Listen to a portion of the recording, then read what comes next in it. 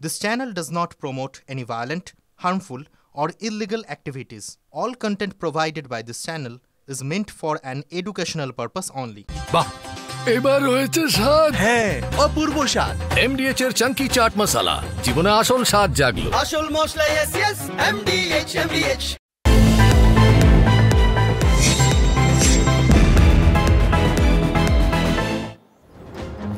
শুরু করছি আজকে ডাবল স্পেশাল ট্রিপল ইস্যু নিয়ে আপনাদের সঙ্গে আমি মঞ্জিরা, যেখানে থাকবে হাজার খবর এবং অবশ্যই যে খবর আপনার চোখের আড়ালে চলে যাচ্ছে এমন কিছু গুরুত্বপূর্ণ খবর নিয়েই আজকের ডাবল স্পেশাল। প্রথম ইস্যু, আমাদের আজকের প্রথম ইস্যু টাকা যার ইলিশ তার। বর্ষাকাল মানেই বাঙালির মন ইলিশ ইলিশ করে, কিন্তু বাজার গিয়ে ইলিশে হাত দিতে পারছেন কি? কেন এত দাম? সস্তার ইলিশ দেখে ঠকবেন না, ওগুলো গুজরাটের। বলবো বিস্তারিত। আমাদের দ্বিতীয় ইস্যু, মাছি তাড়াবে কলেজ।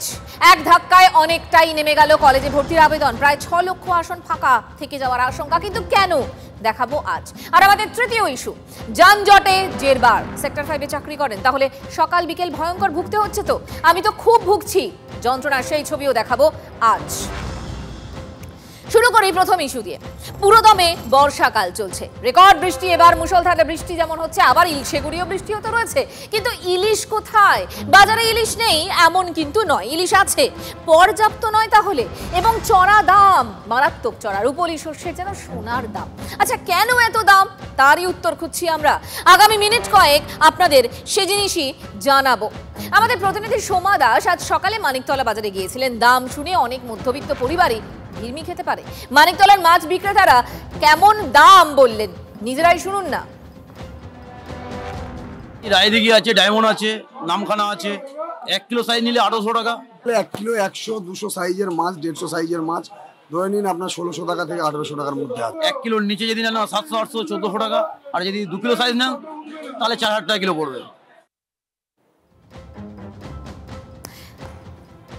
আমরা জানি যারা রোজ বাজার করেন, এ দোকান ও দোকান ঘুরেই বাজার করেন, আমরাও তাই শুধুমাত্র মানিকতলা বাজারে যাইনি। আমাদের প্রতিনিধি কনিষ্ক মাইতি, তিনি গিয়েছিলেন দীঘার বাজারে। আর এক প্রতিনিধি শুভেন্দু হালদার, তিনি গিয়েছিলেন ডায়মন্ড হারবারের বিখ্যাত নগেন্দ্র বাজারে। সাগরের কাছে বলে দাম যে কম তা কিন্তু নয়। মূলত চাহিদার মেটানোর জন্য বাজারে যে ধরনের ইলিশ যোগান দেওয়া উচিত সেটা কিন্তু আসছে না। অন্তত ব্যবসায়ীরা বলছেন যে ভালো মানের যদি মাছ পেতে হয় সেক্ষেত্রে কিন্তু মানুষকে চড়া গ্যাটের কড়ি খোয়াতে হচ্ছে। 800-900 মাছটা 1200 টাকা কিলো বিক্রি হচ্ছে। আর যার 1 কিলো সাইজ 1600 টাকা বিক্রি হচ্ছে। আর যার 500-600 মাছ 700-800 টাকা বিক্রি হচ্ছে। এখন তো 600-700 গ্রাম ওজনের মাছ তো 900, 950, 850 এরকম। 1 কিলো ওজন হলেই 1700-1800 টাকা দাম হয়ে যাচ্ছে। 500 গ্রাম ওজন ইলিশ চলছে 800 টাকা কিলো, 700-800 ওজন ইলিশ চলছে 1100 টাকা, 1200 টাকা। বড় 1 কিলো ওজন ইলিশ চলছে 1500-1600। সবই নৌকো কাঁচা মাছ, একদম মন্দারমণি সুপার কোয়ালিটি মাছ। আসলে ইলিশ বাঙালির আবেগ। বর্ষা এলে ইলিশ ভাজার কাঁচা লঙ্কা দিয়ে এক থালা ভাত সবার হয়েই যায়। বেগুন দিয়ে পাতলা ঝোল বা ভাপা ইলিশ হলে কথাই নেই। কিন্তু ঘরে ঘরে কি এই ছবি আমরা দেখতে পাচ্ছি? এই দামে কি সবাই ইলিশ কিনতে পারছেন? জরুরি প্রশ্ন, ইলিশের মতো দাম বৃদ্ধি কি আর কোনো মাছের ক্ষেত্রে হয়? মধ্যবিত্তের পা থেকে ইলিশ ক্রমে ফিনিশ হয়ে যাওয়ার পথে। দেখুন, আগের চেয়ে ইলিশ ধরা পড়েছে কম। তার কারণ সাগরের পর শক্তিশালী নিম্নচাপ আর দুর্যোগের জেরে বারবার সমুদ্রে যেতে বাধা পেয়েছেন মৎস্যজীবীরা। দূষণের জেরে নদীতে ইলিশের আগমনও কম। দেদার খোকা ইলিশ ধরায় যোগানে আরও টান। এবং বড় কারণ হচ্ছে উৎসবে বেশি লাভের লোভে স্টোরেজে জমানোর হিড়িক। আবহাওয়ার একটা ভীষণ বিপর্যয়, তার জন্য মৎস্যজীবীরা মৎস্য শিকারে যেতে পারছে না ঠিক মতো। ওয়েদার খুব খারাপ এবছর, নিম্নচাপের ভাগ প্রচুর। এই নিম্নচাপের জন্যই আজকে এই অবস্থা। প্রায় 1.5 মাসের মধ্যে আমার হিসেবে ক্যালকুলেশনে প্রায় 15 থেকে 20 দিন ফিশিং হয়েছে, বাকি দিনগুলো ফিশিংই করা যায়নি। আমি 2 দিন ফিশিংয়ে কোথাও বেরিয়ে যাওয়ার পরেই সঙ্গে সঙ্গে ওয়েদার এলাম, আবার তাদেরকে ফিরে আসতে হয়েছে। তবে এটাই একমাত্র কারণ নয়, এক আমদানি কম, তার উপর অসাধু ব্যবসায়ীদের লোভের জাঁতাকল। দেখুন, হিমঘরে আলু জমানো নিয়ে প্রতি বছরই বিতর্ক হয়। দেখা যায় যে আলুর যে দাম চাষিরা পাচ্ছেন তার কয়েক গুণ বেশি দামে আমাকে আপনাকে আলু কিনতে হচ্ছে। হিমঘর মালিকদের অনেকবার সতর্কতাও করে দিয়েছেন মুখ্যমন্ত্রী, এবং ইলিশের ক্ষেত্রেও এক রোগ। আসলে মাছ বাজারে আসছে কম, স্টোরেজে যাচ্ছে বেশি। দুর্গাপুজো, কালীপুজো, ভাইফোঁটায় বেশি দামে সেই স্টোরেজের মাছই তো বিক্রি হচ্ছে, সেটাই লক্ষ্য। এখন বর্ষার ইলিশ মিলছে সারা বছর, ব্যবসায়ীদের লোভ। ভরা বর্ষাতেও তাই মহার্ঘ ইলিশ। গত 20 থেকে 25 দিন মৎস্যজীবীরা গভীর সমুদ্রে যে মাছ ধরে নিয়ে এসেছে, সেই মাছের অধিকাংশটাই চলে গিয়েছে হিমঘরে। ডায়মন্ড হারবার থেকে কলকাতায় বিভিন্ন হিমঘরে পাইকাররা মাছ মজুত করে রাখছে। যে আমরা খুচরো ব্যবসায়ী, আমরা হয়তো 1 লাখ, 1.5 লাখ, 2 লাখ টাকার মাছ কিনছি। অনেক সময় দেখা যায় অনেক বড় বড় মানুষ আছে, তারা গিয়ে যেখানে মাছটা ট্রলারে নামছে সেখানে গিয়ে অলরেডি সেখান থেকে ট্রলার সামনে যত মাছ হচ্ছে সব নিয়ে তারা স্টোর করে দিচ্ছে। ব্যবসায়ী আছে যারা স্টোর করে, তারা বাজারে নেমে মাছগুলো কম দামে কিনে স্টোর করে দেয়। বেশিরভাগটা যদি স্টোর করে দেয় তাহলে ক্রাইসিস তৈরি হলো, তখন কিন্তু মাছের দাম কিন্তু পাইকারি বাজারের তুলনায় খুচরো বাজারে অনেকটা বেশি। গত যদি আমরা 5-7 বছর বা 10 বছরের যদি আমরা স্ট্যাটিস্টিক দেখি, তাহলে ইলিশের স্টোরের সংখ্যা বেড়েছে, সেটা বেসরকারি ক্ষেত্রে বেড়েছে, আর মাছের সংখ্যা সেই তুলনায় অনেক কমেছে। গরিব বড়লোক সবার পাতেই মাছটা যাবে, কিন্তু সেটা যেতে পারছে না। বড়লোকদের পাতেই যাচ্ছে, গরিবদের পাতে মাছ, ইলিশ মাছ যাচ্ছে বলে মনে হয় না। দেখুন, যারা পাইকার তাদের একটা বড় অংশ ইলিশ জমিয়ে রাখছেন, শহরের বড় মাছ ব্যবসায়ীরাও ফ্রিজারে তুলে রাখছেন ইলিশ। আর তার উপর অনলাইন দোকান, তাদেরও বড় বড় স্টোরেজ। পুজো এলেই সেসব স্টোরেজের দরজা খুলবে। কত রকম ভাবে বর্ষার ইলিশ সারা বছরের জন্য রাখা হয় তারও সুলুক সন্ধান পেয়েছি আমরা। একটা হচ্ছে ফ্রোজেন, যেটা হচ্ছে বেশি দিন মাছটাকে রাখতে পারে। ধরুন এখন থেকে মাছ রেখে দিল, সেই ফ্রোজেনটাকে এমন ভাবে করবে ওরা মাইনাস টেম্পারেচারে, তো সেটা আপনার চলে যাবে প্রায়, দেখা যাবে বিশ্বকর্মা পুজোর সময়, তখন যদি ভালো মাছ না হয় তখন কিন্তু ওই সময় বের করবে। পুজোর সময়, দুর্গাপুজোর সময়, তখন যদি ভালো মাছ না হয় তখন ওই মাছটা বের করবে। আরেকটা সিস্টেমে যেটা স্টোর করছে, যে বরফ দিয়ে 5-7 দিন 8 দিনের মতো রাখবে। কেউ কেউ অবশ্যই প্রতিবেদনে দেখে দ্বিমত পোষণ করতেই পারেন, কারণ এর চেয়ে কম দামে অনেকে হয়তো ইলিশ কিনেছেন, কিন্তু সত্যি বলুন তো, স্বাদ ছিল কি সেই ইলিশে? সতর্ক করছেন মাছ ব্যবসায়ীরা, সস্তার মাছ দেখে ঠকবেন না। গুজরাট থেকে টন টন ইলিশ আসছে বাংলায়, মূলত আরব সাগরের মাছ হওয়ায় তাতে স্বাদ নেই। কারণ কি জানেন? ইলিশ নোনা জলের মাছ, আর নোনা জলের মাছ হলেও তার স্বাদ খোলে নদীর কাছে এলে বা নদীতে ঢুকে পড়লে। যারা সত্যিকারের গঙ্গা বা রূপনারায়ণের মাছ খেয়েছেন তারাই জানেন স্বাদটা আসলে কেমন।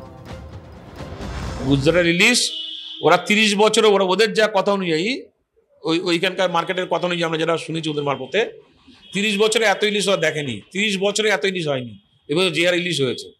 কিন্তু গুজরাটের ইলিশটার কোনো টেস্ট নেই। গুজরাটের ইলিশটা 1 কিলো 1.5 কিলো সাইজ 500-550 টাকা করে বিক্রি হচ্ছে, কিন্তু ওর কোনো টেস্ট নেই।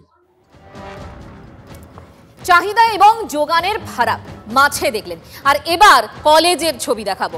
সরকারের কলেজে আসন প্রায় 10 লক্ষ, কিন্তু চাহিদা নেই, কমেই চলেছে আবেদন। উচ্চশিক্ষায় এমন কেন? আজকের দ্বিতীয় ইস্যু, তার উত্তর খুঁজব। আমাদের লজ্জা লাগে, পশ্চিমবাংলার যে সরকার আছে তাদের আমলে 8200 বিদ্যালয় বন্ধ হয়েছে। সরকারি স্কুল ধুঁকছে, কোথাও স্কুল আছে, ছাত্রছাত্রী নেই, কোথাও ছাত্রছাত্রী আছে, শিক্ষক শিক্ষিকার আকাল, অথচ ভিড়ে ভিড়াক্কার বেসরকারি স্কুল। সরকারি স্কুলের রোগ কি কলেজেও? 11ই মার্চ বিধানসভায় শিক্ষামন্ত্রী ব্রাত্য বসু হিসেবে দিয়েছিলেন, গত শিক্ষাবর্ষে রাজ্যের কলেজে আর্টসে 4.5 লক্ষ আসন শূন্য। এ তো গেল গত শিক্ষাবর্ষ। চলতি শিক্ষাবর্ষে দশা আরও শোচনীয়। 7ই মে উচ্চ মাধ্যমিকের ফল বেরিয়েছিল। ওবিসি জটে এখনো ভর্তি শুরু হয়নি সামগ্রিকভাবে। ক্যারিয়ার নিয়ে অনিশ্চয়তার জেরে সরকারি কলেজে ভর্তি নিয়েই চূড়ান্ত অনীহা। এবছর কলেজে 6 লক্ষ আসন ফাঁকা থেকে যাওয়ার আশঙ্কা। রাজ্যে কলেজের আসন সংখ্যা 9,40,000-এর বেশি। ভর্তির জন্য আবেদন মাত্র 3,59,114। এক বছরে আবেদনকারীর সংখ্যা কমল 1,68,000। যারা আবেদনের পথে হাঁটলেন না, সেই ছাত্রছাত্রীরা কোথায় গেলেন? দিন কয়েক আগেই ভর্তি জট নিয়ে অসন্তোষ প্রকাশ করেছিলেন কলকাতা বিশ্ববিদ্যালয়ের উপাচার্য। পুজোর আগে ক্লাস শুরুর জন্য নিজেরাই ভর্তি শুরুর পথে হাঁটেন উপাচার্য শান্তা দত্ত। 25শে জুলাই উপাচার্য বলেছিলেন, ভালো ছেলেমেয়েরা প্রাইভেট বিশ্ববিদ্যালয়ে চলে যাক, এটা আমরা চাই না। রাজনৈতিক দলের ভুল পদক্ষেপের জন্য সাধারণ মানুষ ভুগছে। শান্তা দত্ত, উপাচার্য, কলকাতা বিশ্ববিদ্যালয়। রাজনীতির কারবারিদেরও একই অভিযোগ।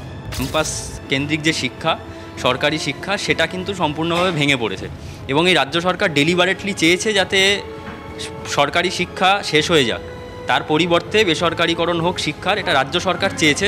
কলেজ ক্যাম্পাস এগুলোকে মানে সরকারি পড়াশোনার ক্ষেত্র, সরকারি উচ্চশিক্ষার ক্ষেত্রকে তুলে দেওয়ার মতন বন্দোবস্ত করেছে। ফোর্সড প্রাইভেটাইজেশন, ফোর্সড মাইগ্রেশন, ঘেঁটি ধরে প্রাইভেট কলেজে ভর্তি করবার বন্দোবস্ত করছে।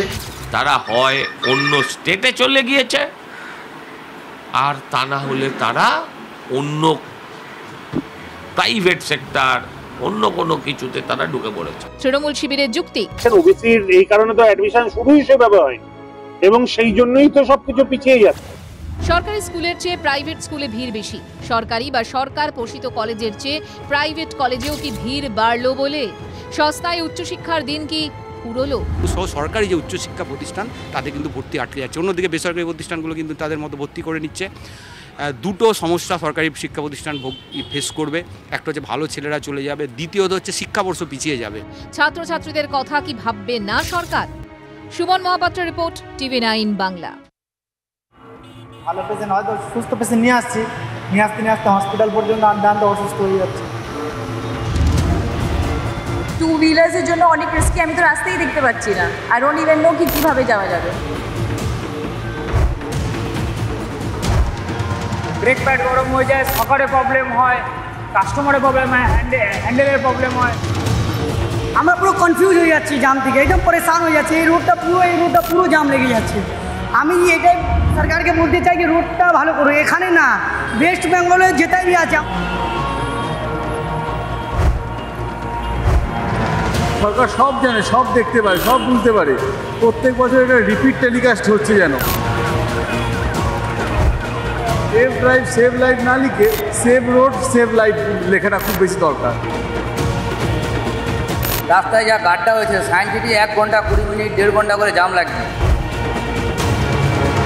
বিভৎস অবস্থা এবং 2-1 দিন অ্যাক্সিডেন্ট হতেও বেঁচে গেছে। দেখুন, আপনার অফিসকে সেক্টর 5 তাহলে এই ছবিগুলো আপনার খুবই চেনা। শুধুমাত্র বাইপাস কেন, শহরের প্রায় বেশিরভাগ মানুষই এই জল যন্ত্রণাই তো ভোগ করছেন। একটানা বৃষ্টি, খারাপ রাস্তা, যানজট, সব মিলিয়ে দুর্বিষহ জীবন। প্রশ্ন হলো, এই বেহাল অবস্থার হাল ফিরবে কবে? সারাদিনের ছবি আপনাদের দেখালাম, এখন তো বাড়ি ফেরার সময়, মানে অফিস থেকে বাড়ি ফেরার সময় রাস্তার কি হাল? সায়েন্স সিটিতে রয়েছেন কৌস্তব, আমার সহকর্মী। কৌস্তব, কি অবস্থা এখন? একেবারে দেখো যে নিত্যযাত্রীদের যে দুর্ভোগের কথা তুমি বলছিলে, সেই নিত্যযাত্রীদের দুর্ভোগ কিন্তু এদিনও রয়েছে। এবং বাইপাসের যে রাস্তা, অর্থাৎ ইএম বাইপাসে চিংড়িঘাটা কিংবা বেলেঘাটা বিল্ডিং মোড় থেকে যারা সায়েন্স সিটি দিয়ে রুবির দিকে যাচ্ছেন, কিংবা ধরুন অফিস ফেরত যে সল্টলেক সেক্টর 5 থেকে যারা আসছেন, তাদের কিন্তু দুর্ভোগের মুখে পড়তে হচ্ছে। কারণ এইখানে যে আম্বেদকর ব্রিজের তলায় সে গর্ত তৈরি হয়েছে, সেই গর্ত আজকে দুপুরের বেলা সাময়িকভাবে মেরামত করা হলেও কিন্তু যে বাসের যে গতি বা গাড়িগুলোর যে গতি, সেগুলো কিন্তু ধীর গতিতেই যাচ্ছে এবং তীব্র যানজটের সম্মুখীন হতে হচ্ছে সেই সমস্ত গাড়িগুলোকে। এবং নিত্যযাত্রীরা তারা কিন্তু চরম দুর্ভোগের শিকার হয়েছে। দাদা, বুঝতে পারছি আজকেও তার মানে যথেষ্ট ট্রাফিক জ্যাম রয়েছে এবং এই ট্রাফিক জ্যামের মধ্যে কলকাতা শহরের মেয়র তিনিও পড়েছেন। শুনুন। আমার 31শে জুলাইয়ের মধ্যে কেআইপির রাস্তাগুলো তৈরি করে দেওয়ার কথা ছিল, কিন্তু একটা অজস্র বৃষ্টি, যে বৃষ্টিতে পিচ উঠে চলে যাচ্ছে, আমরা যেখানে পড়েওছি সেখানে গুঁড়ো গুঁড়ো হয়ে বেরিয়ে চলে যাচ্ছে, একটা অজস্র বৃষ্টি হচ্ছে। 10 দিন ড্রাই পেলে কলকাতার আর কোনো রাস্তায় খানা খন্দ থাকবে না। 10 দিন ড্রাই থাকতে হবে।